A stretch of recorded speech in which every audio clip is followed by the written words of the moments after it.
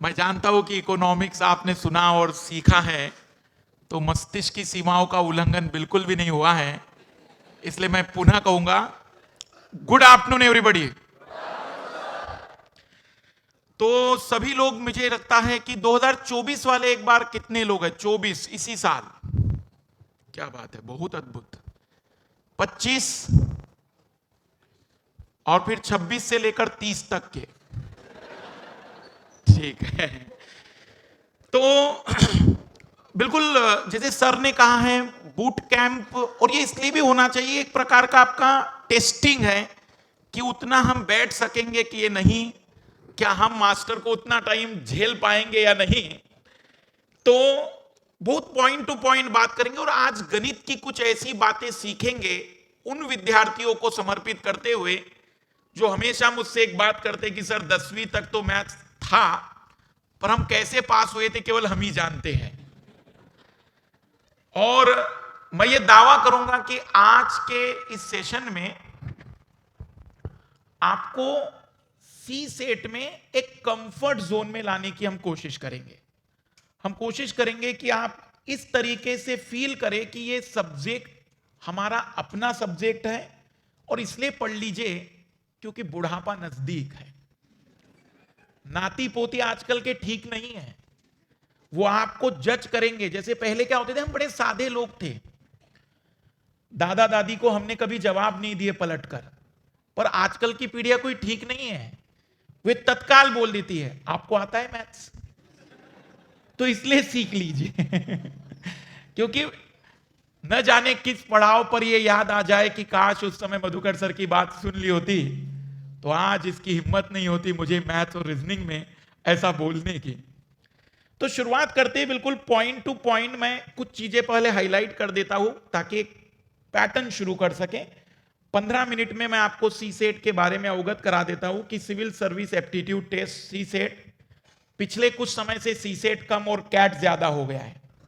और मुझे यह भी पता है कि पिछले साल कई बच्चों ने मेरा वीडियो अपने मम्मी पापा को दिखाकर इस बार एक अटेम्प्ट मांग लिया था, क्योंकि कई लोगों ने दिखा दिया था कि देखो ये मास्टर खुद कह रहा है सी सेट का पेपर बहुत कठिन आया है, और पेरेंट्स को मना लिया था। इस बार आप तैयार रहिए, क्योंकि ऐसा कोई वीडियो मैं बनाने वाला नहीं हूं। शुरुआत करते हैं। सबसे पहले तो सिविल सर्विस एग्जाम में सीसेट 2011 में आया, और 2014 के बाद ये क्वालिफाइंग हुआ है। मैं आपको एक चीज क्लियर कर दूं कि यूपीएससी की पूरी जर्नी में सबसे कठिन अगर कोई स्टेप है तो वो प्रीलिम्स है। और मैं ये इसलिए कह पा रहा हूं क्योंकि मेरे पास कुछ डाटा है। ये पीआईबी का 23 मई 2023 का डाटा आप देख सकते हैं। ये रिलीज किया था इन्होंने कि सिविल सर्विस एग्जाम जो 2022 में कंडक्ट की गई थी 5 जून को, 11,35,000 11,35,697 कैंडिडेट ने फॉर्म भरा था, लेकिन 5,73,735 अटेम्प्ट किए थे, जिनमें से क्वालिफाई किए थे 13,090, और जिनमें से इंटरव्यू दिया था 2,529 ने, और जिनमें से 933 फाइनली सेलेक्ट हुए थे। ये पीआईबी का डाटा है। अब इस डाटा के बेसिस पर मैंने एक रिजल्ट निकाला है जो आपके सामने है। मतलब यदि आप प्रीलिम्स में देखें तो परसेंटेज रेशो जरा प्रीलिम्स का देखिएगा 2.28% है। अगर आप मेंस में परसेंटेज देखेंगे तो 19.32% या 19.32% है। और यदि हम फाइनल सिलेक्शन जो इंटरव्यू वाले विद्यार्थी की बात करें तो 36.89। आप इस बात पर गौर करिए कि आपके लिए सबसे बड़ा बैरियर मेंस और इंटरव्यू नहीं है, क्योंकि पहले उसमें एंट्री करने से पहले सबसे बड़ा बैरियर पार करना है, और वो है प्रीलिम्स। और इस प्रीलिम्स में जो बड़ा बैरियर क्रिएट कर रहा है वो मैं कहूंगा कि सीसेट, यूपीएससी के जीएस का बदलता ट्रेंड और विद्यार्थी का उसके अनुसार मॉडिफाइड न होना। जैसे हम जब तैयारी करते थे तो हम ये मानते थे कि प्रीलिम्स सतपुड़ा है ज्योग्राफी के अकॉर्डिंग, मेंस शिवालिक के बाद लघु हिमालय है, और इंटरव्यू ग्रेट हिमालय होता था। अब पैटर्न बदल गया है। अब प्रीलिम्स हो गया है ग्रेट हिमालय, मेंस हो गया है लघु हिमालय, और इंटरव्यू हो गया है सतपुड़ा। तो विद्यार्थी को थोड़ी हैबिट बदलनी पड़ेगी। सतपुड़ा चढ़ने के लिए बात अलग लगती है, पर ग्रेट हिमालय पर चढ़ने के लिए एक अलग रणनीति लगती है। ये वो आंकड़े हैं जिसके बेसिस पर मैं आपको कहूंगा कि आप सीसेट पर थोड़ा ध्यान दीजिए। मृणाल सर और हम एक बार बैठे थे और सर ने ये बनाया था, तो मुझे लगा कि आज भी ये चीज आनी चाहिए। सर इसमें एक अद्भुत चेंज जो किया था, ये अभी भी मैंने छिपा के रखा हुआ है। हमने 2022 के पेपर को सबसे टफेस्ट पेपर कहा था, ये बात तब हम जब चर्चा कर रहे थे, लेकिन किसे पता था कि ये अब केवल इतिहास बन जाएगा। और हमें लिखना पड़ा नीचे, मैंने ब्लैक से किया उसे, पर मैं सर वैसा आपके जैसा सेट नहीं कर पाया। अभी तक का सबसे टफेस्ट पेपर, और उसका रीजन ये बताऊं मैं कि मैं कभी भी पेपर सीसेट का जब भी आता है तो मैं रात 12 बजे तक उसकी आंसर की अपलोड कर देता हूं। मुझे 1.5 घंटा लगता है सीसेट को सॉल्व करने में, कोई भी ईयर का अगर मैं उठाऊं, लेकिन ये पहला पेपर था जिसमें मुझे 2.5 घंटे लगे। उसमें 2 क्वेश्चन मैंने गूगल किए थे क्योंकि मिल ही नहीं रहे थे। मैंने उस आंसर के में भी खुलकर बताया कि मुझे इसका अभी आंसर नहीं मिला है, पर मैं जल्द ही इसका आंसर निकालने की कोशिश करूंगा। मेरा उस बात से नाराजगी थी यूपीएससी से कि विद्यार्थी का पेपर क्वालिफाइंग है और ये कैटेगरी वाइज कम नहीं होता है, इसलिए बहुत जरूरी है कि आप इसका एक ऐसा मानक बनाएं कि वह किसी भी कैटेगरी का विद्यार्थी उस चीज को प्राप्त कर सके, ताकि जीएस के आधार पर आप उसको एलिमिनेट या सेलेक्ट कर सके। पर यदि आप सीसेट के आधार पर बच्चे को नकार देंगे तो फिर जीएस की जो महत्वता है वो कमजोर पड़ जाएगी। इसलिए एक संतुलित सीसेट का पेपर बहुत जरूरी है।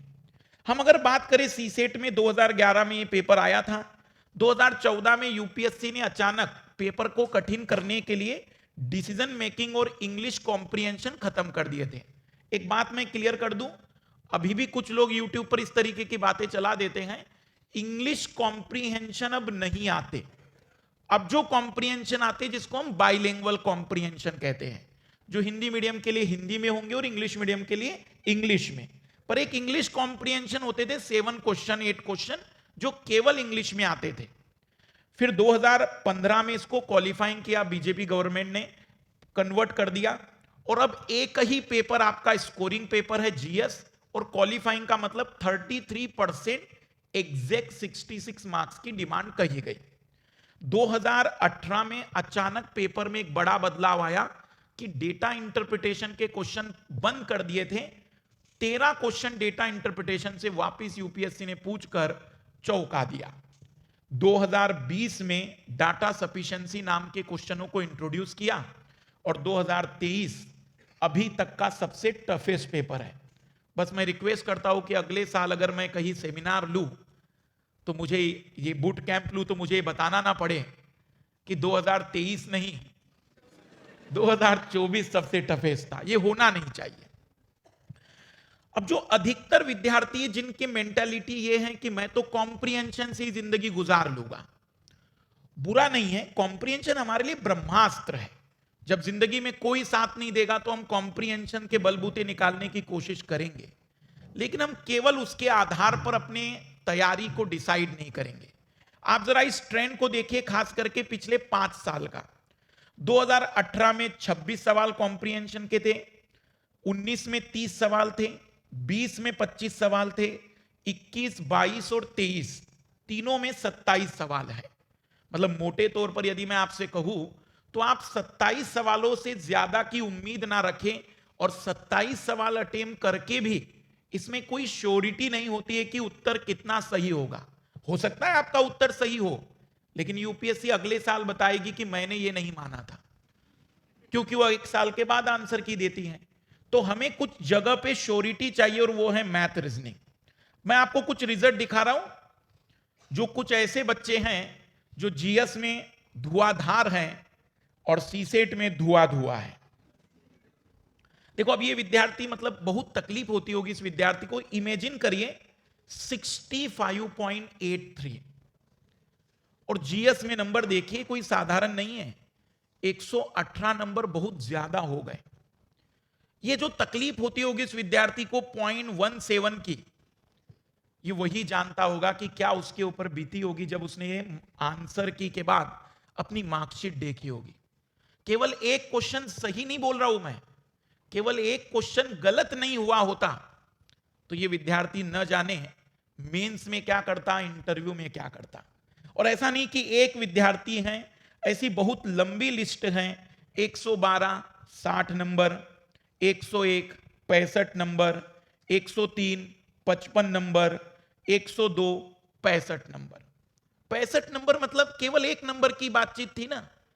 उस विद्यार्थी ने न जाने कितने घंटे पढ़ाई की होगी और उसको केवल पहले दरवाजे पर ही रोक दिया गया, कहा कि तुम हमारे लायक नहीं हो। और केवल किस बात के लिए? एक क्वालिफाइंग पेपर में 1-2 नंबर कम आने के कारण। इसके लिए मैं ये कहना चाहूंगा कि आप सीसेट को जो 15 दिन 20 दिन 1 महीने की स्ट्रेटजी लेकर चलते, इसको बदलिए और एटलीस्ट 2 महीने 3 महीने इसको डेडिकेटली तैयार करिए।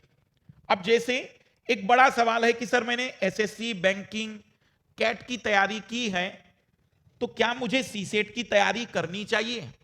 मैं आपको खुद नहीं बताता हूं, यह सवाल देखिएगा मृणाल सर, मैं आपको भी कहूंगा कि इस सवाल को देखिएगा, यह डाटा इंटरप्रिटेशन का सीसेट का सवाल है। मुझे एक बात बता दीजिए कि कोई विद्यार्थी जिसने कोई भी अपनी जिंदगी में मैथ्स अच्छा जानता होगा, आईआईटी का बंदा पकड़ लेते हैं, ऐसा कौन है जो ये ग्राफ पढ़ के बता देगा कि repo rate, CRR constant, reverse repo rate को बढ़ा रहे हैं, तो आप बताइए कि इसका इंपैक्ट क्या होगा? ये किस हिसाब से डाटा इंटरप्रिटेशन का क्वेश्चन है। मतलब इस क्वेश्चन को हल करने के लिए विद्यार्थी को गणित के साथ साथ इकोनॉमिक्स भी आना चाहिए। सीसेट की सबसे बड़ी पेचीदी बात यह है कि यह शुद्ध गणित भी नहीं पूछ रहा है, यह शुद्ध रीजनिंग भी नहीं पूछ रहा है। हमें कुछ इस तरीके के प्रश्न पूछता है जिसमें एक जीएस का टच और मैथमेटिकल अप्रोच दोनों लगेगा। यह तो एक मैथमेटिकल सवाल हुआ, लेकिन आइए जरा इस कॉम्प्रिहेंशन पर भी गौर करिए। जहां विद्यार्थी कहते हैं कि मैं सीसेट नहीं पढ़कर जाऊंगा, वो जरा इस कॉम्प्रिहेंशन की शब्दावली पर गौर करें।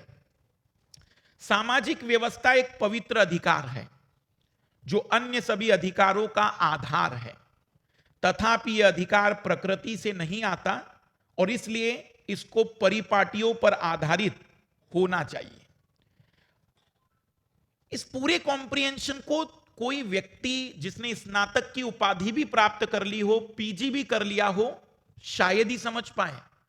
अगर उसके सोशल कंसेप्ट, पॉलिटिकल कंसेप्ट अच्छे ना हो तो शायद ही उत्तर निकाल पाएगा वो। और फिर आप कहेंगे कि हमारा सीसेट क्यों पास नहीं हो रहा है? क्योंकि उसके ट्रेंड को देखिए थोड़ा सा। इस सवाल को देखिएगा, 2017 का सवाल है।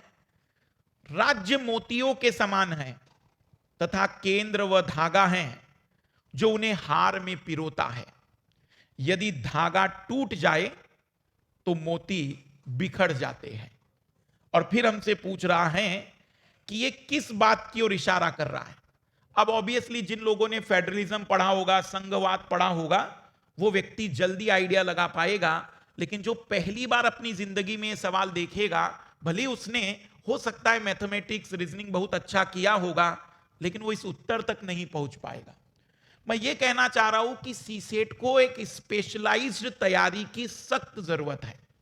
और वो इसलिए जरूरत है क्योंकि यूपीएससी ने अपनी डिमांड, अपने क्वेश्चनों के तरीकों को बहुत बदल दिया है।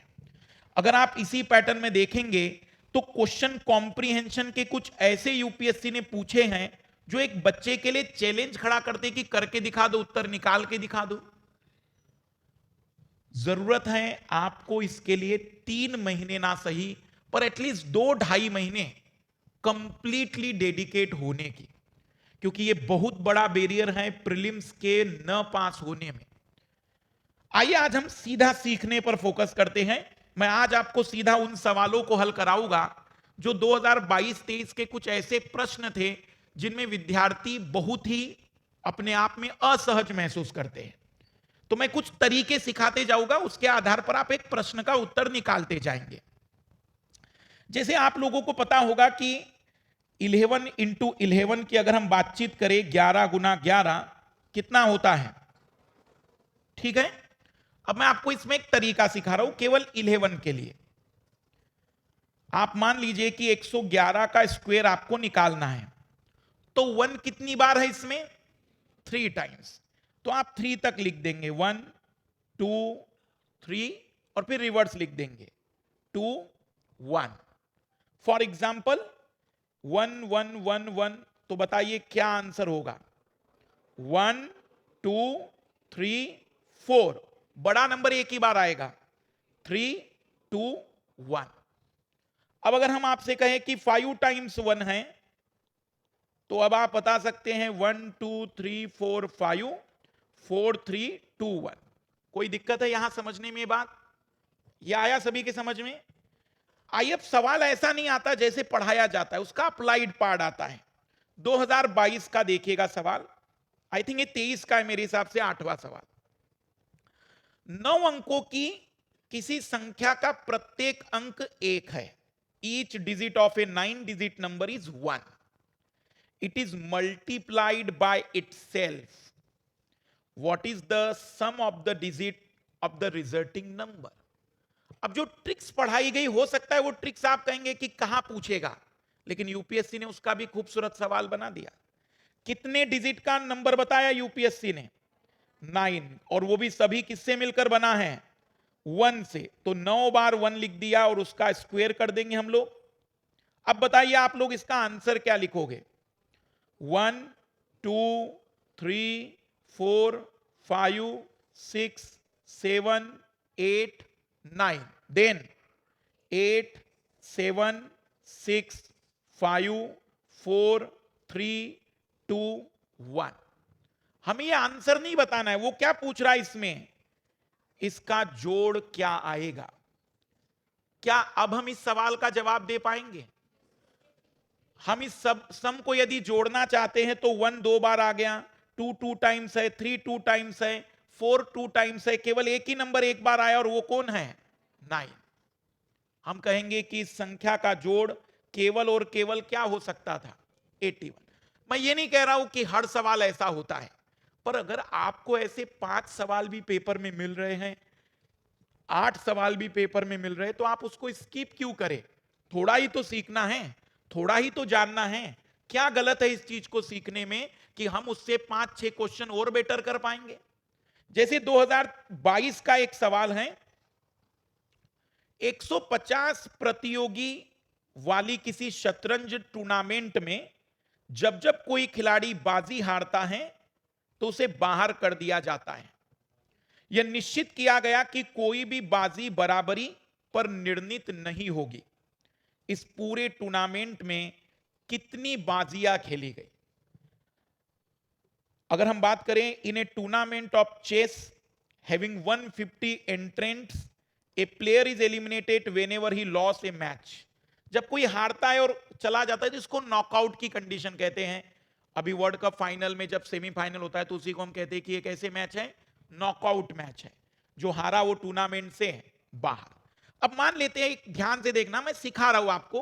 मान लेते हैं कि हम बहुत गरीब लोग हैं सर, बहुत रोते रहते हैं, गणित देखा कि ऐसा लगता है कि कहीं शरीर का ब्लड 1 लीटर कम ना हो जाए, ऐसे लोग हैं हम। अब कुछ कॉमन सेंस देखते हैं कि भाई कुछ भी नहीं आ रहा हो, कुछ बेसिक बातों से बेसिस पर हम क्या बता सकते हैं। ध्यान से देखेगा इधर, मान लीजिए कि केवल 3 प्लेयर वहां होते जिनके नाम है ए बी सी, और मुझे पता है कि नॉकआउट की कंडीशन है, जो हारा वो बाहर कर दिया जाएगा। मैंने 2 लोगों के बीच में मैच कराया, ए और बी के बीच में, और मान लेते ए हार गया। फिर मैंने अगला मैच बी और सी के बीच में कराया, मान लेते हैं कि बी हार गया।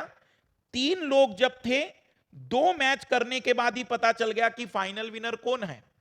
सी। अभी कोई रिजल्ट नहीं आया हमारे पास। फिर मैंने 4 टीम ले ली। 4 टीम लेने के बाद मैंने ए और बी के बीच, सी और डी के बीच में मैच करा दिया। 2 मैच हो गए, यहां से ए हार गया, यहां से डी हार गया। तीसरा मैच मैंने बी और सी के बीच में कराया और मैंने फाइनली डिक्लेयर कर दिया कि विनर कौन है? बी। मान लेते हैं जब हमने 3 टीम ली तो 2 मैच करने पड़े, जब मैंने 4 टीम ली तो 3 मैच करने पड़े। अगर 2 ही लोग होते ए और बी तो केवल 1 मैच में ही काम हो जाता।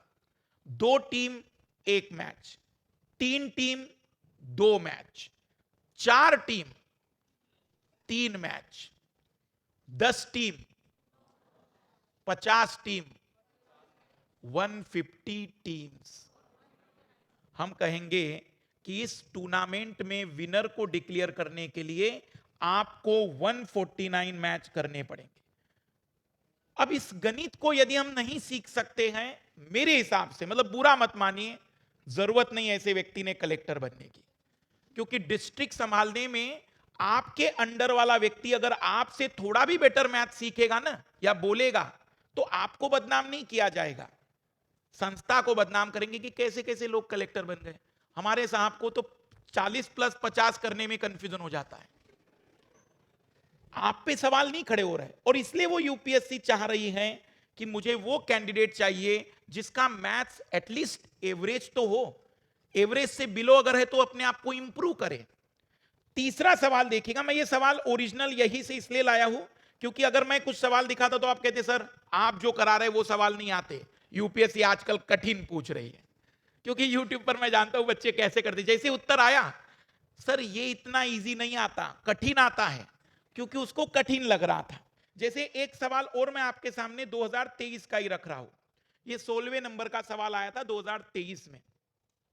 23 के सवाल इसलिए लाए मैंने, 20-21 के भी अच्छे सवाल थे, पर वो लाता और आपको सॉल्व करके दिखाता तो आप कहते सर वो तो मैं भी कर लेता था, 23 करके दिखाइए तो मानूंगा मैं। तो 23 वाले दिखा रहा हूं। ये सवाल भी बहुत खूबसूरत सवाल था कि किसी 3 अंकों की संख्या एबीसी को डी से गुना करने पर गुणनफल 37DD प्राप्त होता है, जहां ए बी सी डी सब अलग अलग है। बताइए कि a प्लस बी प्लस सी का मान क्या होगा। वही जीवन प्रारंभ करेंगे कि मुझे कुछ नहीं आता, मैं बहुत ही गरीब हूं। आइए जरा देखते हैं। मुझे बताओ d की वैल्यू हम पॉसिबिलिटी ले सकते हैं ना कि 1 हो सकती है, d की वैल्यू 2 हो सकती है, d की वैल्यू 3 हो सकती है, d की वैल्यू 4 हो सकती है। ज्यादा से ज्यादा d की कितनी वैल्यू आ सकती है? 9। पहली क्लैरिटी आ गई। अब मुझे बताना कि ये एबीसी 3 अंकों की संख्या में d का मल्टीप्लाई करके ये उत्तर आ रहा था। इसका मतलब अगर मैं इसको d से डिवाइड कर दूं 337dd को, तो मुझे कितने अंकों की संख्या मिलेगी? 3 अंकों की। ये बात सभी को समझ में आ रही? मैं पुनः बता रहा हूं, मैं बहुत गरीब हूं। 3337dd को वापिस d से डिवाइड किया तो इतना तो कंफर्म है ना कि मुझे कितने अंकों की संख्या मिलेगी? 3 अंकों की, क्योंकि एबीसी गुना डी था वो। यहां तक कोई दिक्कत? यहां मैंने डी से डिवाइड किया और डी की वैल्यू 1 मानी थी, इसलिए तो 3711 लिखा। क्या ये 3 डिजिट का नंबर है? 3 डिजिट का नंबर है ये। इसको 2 से डिवाइड किया, लगभग 1800 के आसपास आएगा। क्या ये 3 डिजिट का नंबर है? वापिस ये तो 3 से डिवाइड ही नहीं होगा, क्योंकि 3 की डिविजिबिलिटी का रूल होता है, तीनों जो भी डिजिट है उनका जोड़ कर लीजिए। तो 16 जोड़ आ रहा है जो 3 से डिवाइड नहीं हो सकता। 4 से डिवाइड करके देखा, 4 से डिवाइड किया तो 4 गुना में 9 36, 4 गुना में 3 12 और 4 6 24 आ रहा है। ये पॉसिबिलिटी हो सकता है। ये 5 से डिवाइड किया तो 5 7 35, 5 5 25, 751। बट यहां तो b की वैल्यू भी 5 आ गई और d की वैल्यू तो मैंने 5 मानी ही थी। तो b और d की वैल्यू उसने लिखा है कि ये सभी कैसे नंबर हैं? चारों के चारों अलग अलग नंबर हैं, मतलब ये वाली वैल्यू भी नहीं हो सकती। 3766 को अगर मैं डिवाइड करूंगा 6 से, तो ये तो डिवाइड ही नहीं हो पा रहा है 6 से। 3777 से डिवाइड नहीं हो रहा है, अगला 8 से नहीं हो रहा है, 9 से नहीं हो रहा है। इसका मतलब केवल एक ही वैल्यू पॉसिबल थी जिसका मान था 3744, और एबीसी की वैल्यू क्या आ गई? 936। उसने क्या पूछा बदमाश ने? मुझे उन डिजिट का जोड़ बताइए। 936। आप सोचिए कि अगर ये 936 ही पूछ लेता ना तो बाय ऑप्शन और भी सवाल इजी हो जाता, पर उसने क्या पूछा कि उन संख्याओं के अंकों का जोड़ बताइए। ये वो 2023 के सवाल हैं जो आपको यूपीएससी में लग रहे थे कि बहुत चैलेंजिंग है। उसका सबसे बड़ा कारण है आपने उन सवालों को कभी देखा ही नहीं था।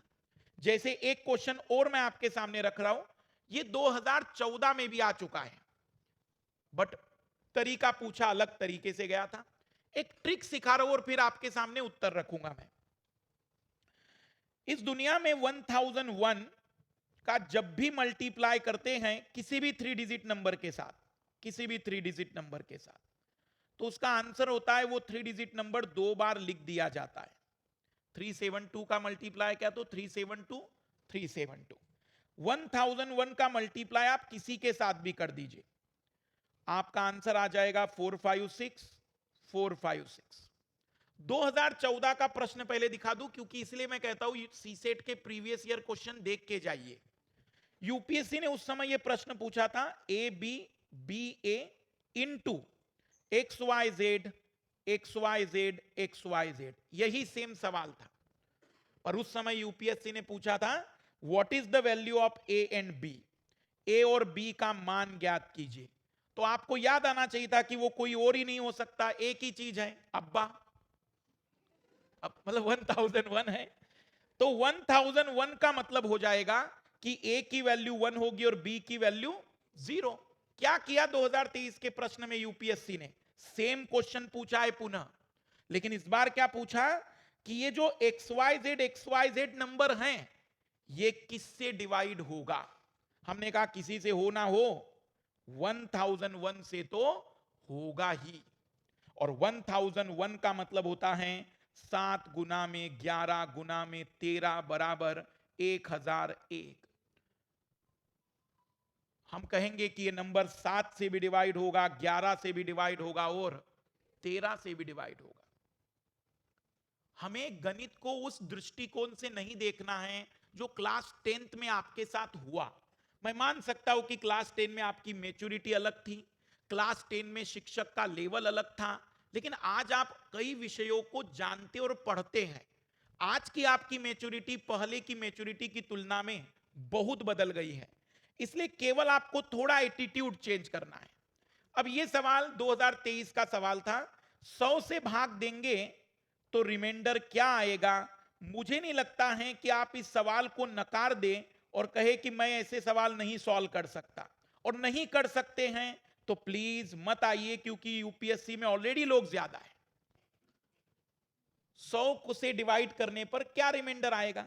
5 से तो कर सकता था मेरा लाल, 5 से कर लेते, लाली भी 5 से कर लेती और डिवाइड कर लेते, पूरा पूरा डिवाइड हो रहा है, आप कहेंगे जो नंबर पूरा डिवाइड हो गया वहां रिमाइंडर क्या आएगा। इन सवालों को देखकर 2023 में विद्यार्थियों ने कहा था कि पेपर बहुत कठिन था। मैंने शुरुआत की थी वैसे, बट वो इसलिए कहा था क्योंकि मुझे आपकी सिचुएशन बुरी लगी कि भाई उस 2 घंटे में बच्चा क्या क्या करेगा। आप उससे कुछ ऐसे सवाल तो पूछे जो पढ़ के गया था। वो पढ़ के गया था बहुत बड़ी संख्या में गणित में अलग अलग चैप्टर जो अभी तक आप पूछ रहे थे। 2023 में नंबर सिस्टम के सवाल बहुत सारे आ गए और इस कारण से विद्यार्थी को लगा। और नंबर सिस्टम में आपको बताऊं कि 2023 से पहले भी नंबर सिस्टम मैंने बहुत बार पढ़ाया है। 2018 से नंबर सिस्टम उतना ही डिटेल में पढ़ा रहा हूं मैं, पर बच्चा क्या कहता था, सर आते तो नहीं है सवाल। और जिस साल आ गए उस दिन कहने लगा कि सर नंबर सिस्टम तो आप पूरा पढ़ाते नहीं थे। मतलब चैलेंजिंग मेरे लिए हो गया कि भाई बताओ।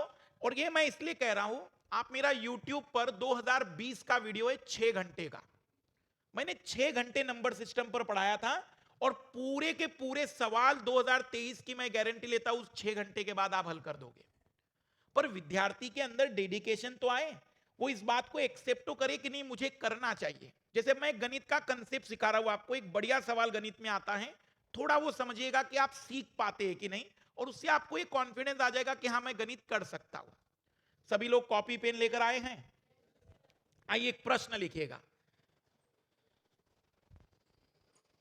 कुछ लोगों के आंसर आ जाए तो थोड़ा सा रुक जाना, मैं पूछूंगा फिर। मैं चाह रहा हूं कि देखो कंसेप्ट सीखते कैसे हैं गणित के। लिखना, एक चिड़ियाघर में इन ए जू, एक चिड़ियाघर में in a zoo some rabbits and peacock are there. एक चिड़ियाघर में कुछ खरगोश और मोर हैं, कुछ खरगोश और मोर हैं। By counting head they are 200। By counting head they are 200। यदि इनके सिरों को गिना जाए, यदि इनके सिरों को गिना जाए तो वह 200 हैं। By counting legs they are 580। और यदि इनके पैरों को गिना जाए तो वह 580 है। How many rabbits are there? तब यहां कुल कितने खरगोश है? ऐसा कोई जिसका आंसर आ गया हो हाथ खड़ा कर देना। बढ़िया। पर मैं आपको गारंटी दे रहा हूं, अभी आप सभी लोग मेरे अगले सवाल में सवाल खत्म होने से पहले उत्तर देंगे। बस सीखने का तरीका सीखना है हमें। इधर ध्यान दीजिएगा प्लीज। मैं लेक्चर टेबल से थोड़ा यहां आ जाता हूं, एक्टिंग सही तरीके से कर सकूं। इतना तो सभी को पता है ना कि हर एनिमल के पास एक सिर और दो पैर हैं, ठीक है? सारे जानवरों को लाइन से बिठाओ स्टेज पे, सबको हम पैर बांटेंगे आज। सिर सबके पास एक ही है तो बट चुका है वो। सबसे पहले दो दो पैर बांट दो सभी को, 200 लोगों को, 200 जो भी जानवर है उनको दो दो लेग्स डिवाइड कर दो। कितने डिस्ट्रीब्यूट कर दिए? 400। सभी लोग 400 ही बांटे हैं। जैसे ही दो पैर पिकॉक को मिले, पिकॉक निकल गया, बोले फिर से मेरी गर्दन नहीं कटवानी। मैंने खरगोशों से पूछा तुम क्या कर रहे हो, निकलो यहां से। बोले अभी मेरे दो पैर चाहिए। मैंने कहा कुछ एक्स्ट्रा पैर बचे हैं? कितने बचे हैं? 180। एक खरगोश को अब और कितने पैर दोगे? दो पैर। 180 पैर बांटने आपको, एक एक को दो दो दोगे, कितने को बिठाया गया होगा? मतलब कितने खरगोश थे? 90। अभी तरीके पर नहीं पहुंचे हम। अब मैं जो बताना चाह रहा हूं उस पर गौर करना। इस दुनिया में जितने सिर होते पैर डबल होंगे ही। जितने सिर पैर डबल। 200 सिर इमीडिएट आना चाहिए, पैर कितने? 400। 100 सिर, 500 सिर, दिमाग में आ गया? एक्स्ट्रा जितने आए वो चार पैर वाले के कारण आए होंगे। एक्स्ट्रा यहां कितने थे? 180, 180। हर एक को हमें दो दो और देना है, तो जितना एक्स्ट्रा है उसका आधा कर देना।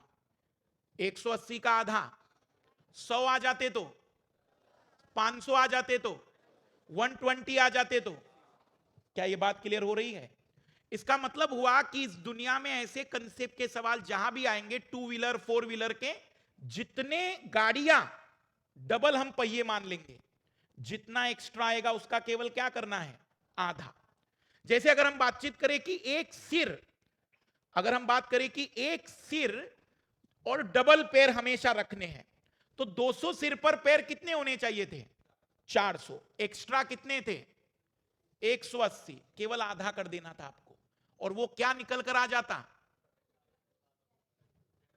रैबिट, खरगोशों के पैर। और अगर खरगोशों के 90 पैर हैं, या खरगोश 90 हैं, तो 200 में बचे हुए 110 कौन होंगे? 110 पिकॉक भी पता चल गए। कोई दिक्कत आ रही हो? क्योंकि अब मैं सवाल पूछो और आपका जवाब आएगा। जब तक कॉपियों में सवाल कंप्लीट होगा आप सब लोग कह देंगे कि सर उत्तर आ गया है। फिर रिपीट कर रहा हूं, जितने सिर डबल पैर, एक्स्ट्रा जो आ गया वो चार पैर वालों का है। ठीक है, लिखेगा। बहुत बहुत धन्यवाद सर। लिखना एक प्रश्न। एक चिड़ियाघर में कुछ खरगोश, कुछ हिरन और मोर हैं। In a zoo some deer and peacock are there. By counting head they are 80। यदि इनके सिरों को गिना जाए तो वह 80 है। By counting head they are 80। यदि इनके सिरों को गिना जाए तो वह 80 है। By counting legs they are 220, और यदि इनके पैरों को गिना जाए तो वह 220 है। How many peacock are there, यहां मोर कितने हैं? हाथ खड़ा करे पहले, कितने लोगों के आ गए? अरे मैं तो खराब पढ़ा चुका फिर तो। अरे हाथ ऐसे होने चाहिए पूरे एक साथ, मतलब। फिर रिपीट करते हैं, हम गरीब लोग हैं, बहुत गरीब है आप। आइए ध्यान से देखना, क्योंकि अब ये बहुत ज्यादा गरीबी हो रही है। कितने सिर थे? सिर कितने थे? 80। 80 का डबल 160 पैर तो होने ही चाहिए थे। कितने एक्स्ट्रा हैं? 60, आधा कर दो, 30 कौन? 4 पैर वाले, 4 लेग्स वाले डियर हो गए 30। अगर 80 में 30 डियर हैं तो बचे हुए 50 पिकॉक होंगे। अरे बात क्लियर हुई? अब मेरा सवाल खत्म और आप एक साथ बोलेंगे आंसर, ठीक है? लिखना नहीं है। कुछ खरगोश और कुछ पिकॉक है। फिर से सिरों को गिना जाए तो 50, पैरों को गिना जाए तो 120। 4 पैर वाले कितने? 10 क्लियर हैं? 50 का डबल एक्स्ट्रा, आधा कर दीजिए। 100 सिर 250 पैर, 25 कौन? 4 पैर। अगर 100 में 25 4 पैर वाले हैं तो ऑब्वियसली बचे हुए 75 2 पैर वाले। 4 व्हीलर और 2 व्हीलर का भी सवाल बन सकता है यहां पर कि 4 व्हीलर और 2 व्हीलर, तो जितनी गाड़ियां डबल पहिए, जितने एक्स्ट्रा पहिए आ जाएंगे वही 4 व्हीलर वाले के होंगे। अब यहां कोई ऐसा भी होगा जो कहेगा सर 6 पैर और 2 पैर कर दिया तो कर देते, कोई बात नहीं। हम जीवन को सीख रहे हैं कि और जिंदगी कितनी दुखी हो सकती है। मान लेते हैं कि 2 पैर और 6 पैर वाले हो गए। 6 पैर इंसेक्ट को कहते हैं, कीड़े मकोड़ों को। मान लेते हैं ऐसा सवाल आ जाए कीड़े मकोड़ों वाला, कि वहां पर 50 सिर थे, 2 पैर और 6 पैर वाले लोग हैं। 50 सिर हैं और 200 पैर हैं, तो हम कहेंगे भी 50 सिर पर ज्यादा से ज्यादा पैर कितने होने चाहिए थे? 100। इससे ज्यादा नहीं। कितने ज्यादा आ गए? 100 आए ना। इस बार 6 पैर वाले के पास कितने एक्स्ट्रा पैर है? 100 को 4 से डिवाइड कर दो। इस बार 25 कौन? 6 पैर वाले। मैं जानता हूं कि दुख कितना बड़ा हो सकता है, पर सीखना कंसेप्ट है। ये सवाल बदलेंगे, डाटा बदलेगा, लेकिन कंसेप्ट जो सिखाया मैंने कि एक सिर डबल पैर, अब उसके बाद जो बच गया वो उस व्यक्ति का है जो एक्स्ट्रा लेकर चल रहा है। उसको देख लो एक्स्ट्रा कितना चल रहा है। 2 एक्स्ट्रा है तो 2 से डिवाइड करके उत्तर बता दो, 4 एक्स्ट्रा है तो 4 से डिवाइड करके उत्तर बता दो। हमें इस बात से कोई मतलब नहीं पड़ता कि वो कीड़े मकोड़े ले रहा है कि हिरन खरगोशों को ले रहा है। क्या कंसेप्ट समझ में आया है? मैं ये सिखाना चाह रहा हूं कि जब भी इस टाइप के सवाल आपकी लाइफ में आए तो थोड़ा सीखने की आदत डालिए। और ये जिंदगी का आखिरी मौका है, गणित सीख लीजिए, क्योंकि आने वाली जिंदगी गणित के आधार पे चलती है। अपने पेरेंट्स, दादा दादी, नाना नानी से पूछिएगा कि उनको गणित ना आने के कारण कभी कभी आत्मसम्मान को ठेस पहुंचानी पड़ती है। इसलिए कहता हूं कि बुढ़ापा आने से पहले एक बार गणित सीख लेना चाहिए, क्योंकि आने वाली पीढ़ियां और भी डेंजर हो सकती है। एक आखिरी टाइप का सिखा देता हूं, फिर आज थोड़ा सा रिलैक्स मोड में भी रहेंगे। एक और कंसेप्ट सीख लें। आइए, बहुत बढ़िया। फिर एक बहुत ही सिंपल सा सवाल, कई बार यूपीएससी में भी आ चुका होता है। ये जो न्यूनतम कितने रंग वाला, ठीक है ना, ध्यान से सुनिएगा। एक व्यक्ति के पास लिख सकते हैं आप लोग, a person have 20 black socks and 20 white socks. एक व्यक्ति के पास 20 काले मोजे और 20 भूरे मोजे हैं। 20 काले मोजे और 20 सफेद मोजे हैं। 20 black socks and 20 white socks. Suppose he take out the socks in the dark. मान लीजिए कि वह अंधेरे में मोजे निकाल रहा है। मान लीजिए कि वह अंधेरे में मोजे निकाल रहा है। How many socks he must take out, वह कितने मोजे निकालें ताकि एक ही रंग के दो मोजे अवश्य निकले। एक ही रंग के दो मोजे अवश्य निकले, एक ही रंग के निकलने चाहिए। अभी लिख लिया सभी ने? 21 वाले लोग हाथ खड़ा करें। 21, बढ़िया। 22 बहुत है। 41, 40 ही तो मुझे गरीब के पास 40 41 कहां से निकाल देगा? अरे पाप लगेगा तुम लोगों को। उस गरीब के पास 40 ही तो मुझे 41 कैसे निकाल लोगे तुम लोग? अच्छा हो मैंने 42 नहीं पूछा। इसका आंसर है मात्र 3 मोजे निकाले।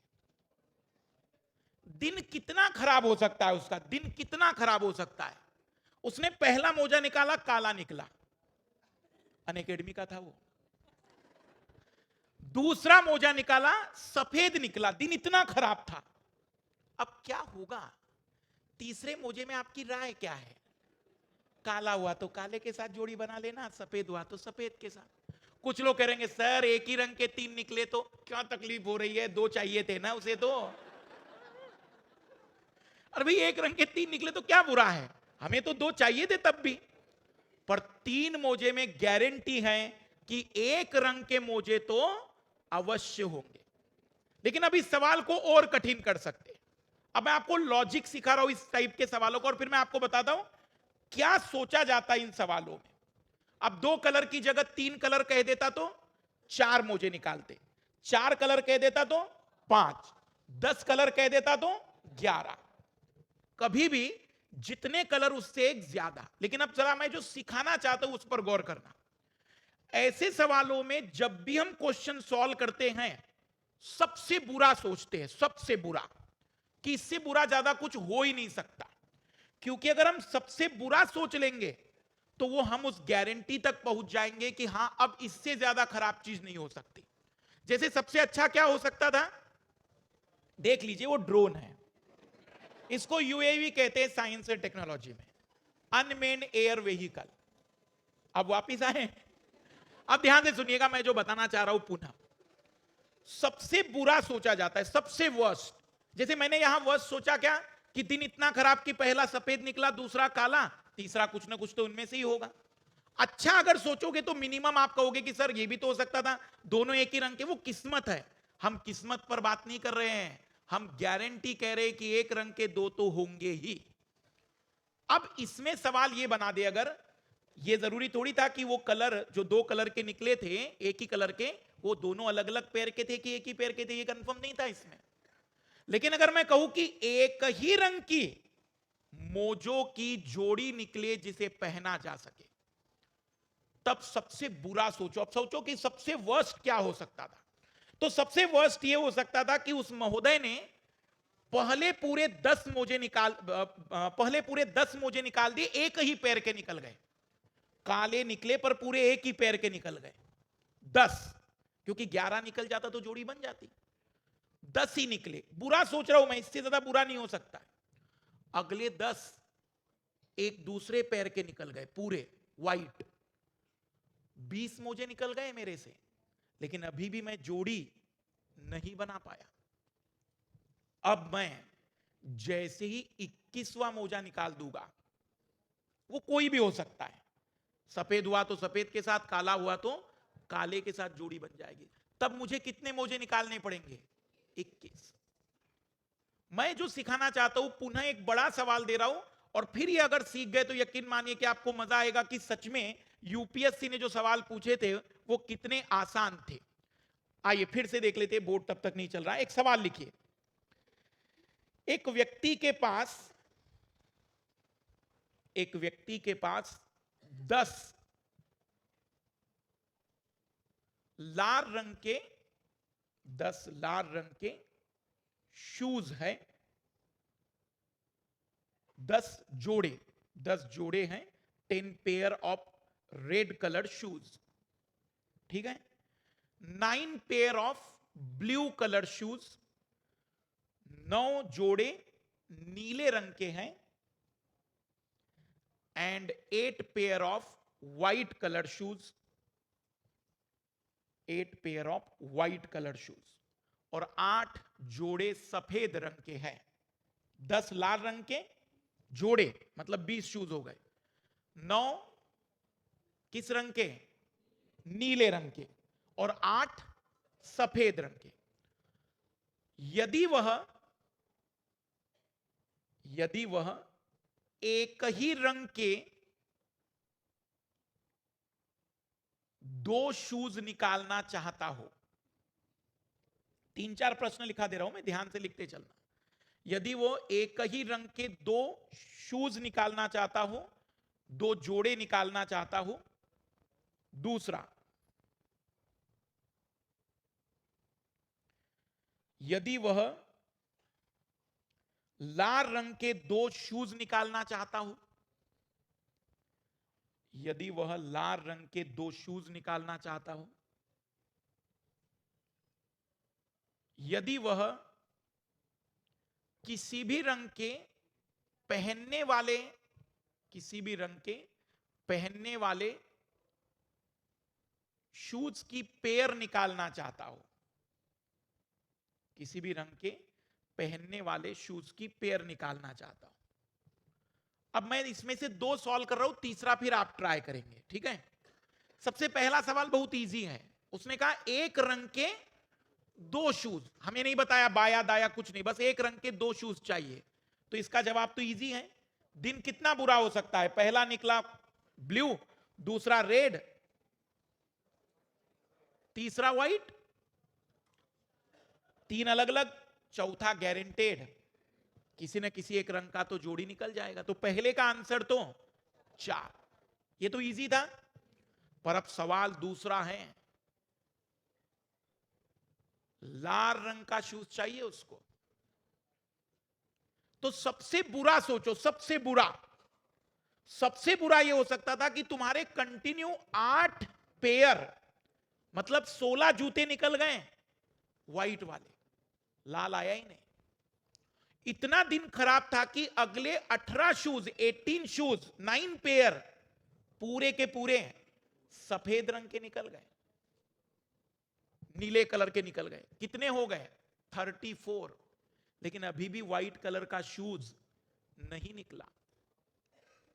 दिन इतना खराब था कि अगले 10 शूज व्हाइट कलर के निकले, लेकिन वो एक ही पैर के निकले। 34 और 10 44। इससे ज्यादा दिन नहीं खराब हो सकता। लेकिन अब वो जो भी शूज निकालेगा वो रेड कलर में जोड़ी बना देगा।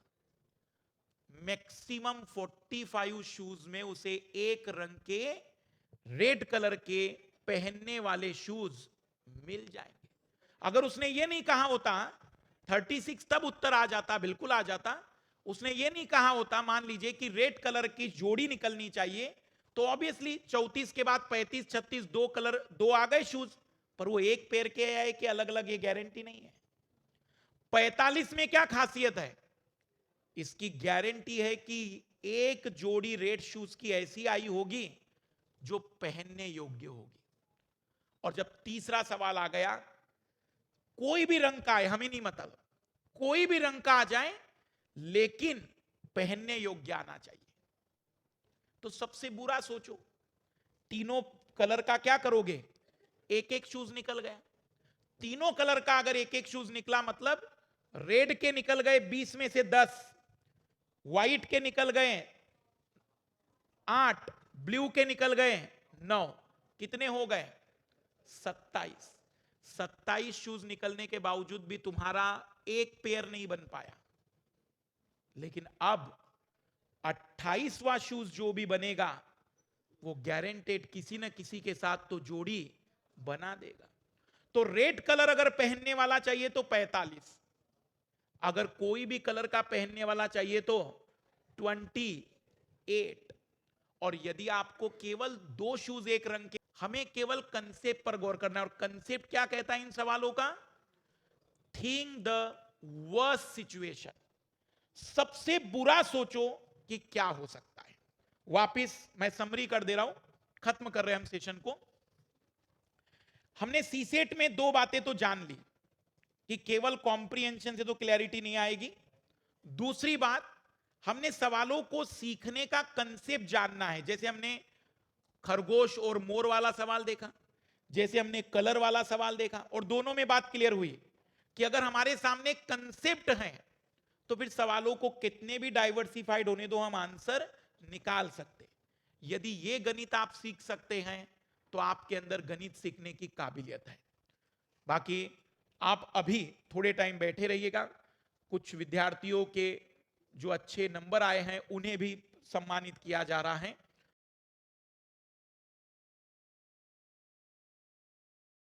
Experience was good, and this is a first in type which was organized based on academic and motivation, both are included in this. लेकिन यहाँ पर आके सीखने को मिला है, और सेशंस की तरह नहीं है कि मोटिवेट कर दिया है बच्चों को कि ऐसे करो वैसे करो, पहाड़ पे चढ़ा दिया ऊपर मोटिवेशन करके, ऐसा कुछ नहीं था।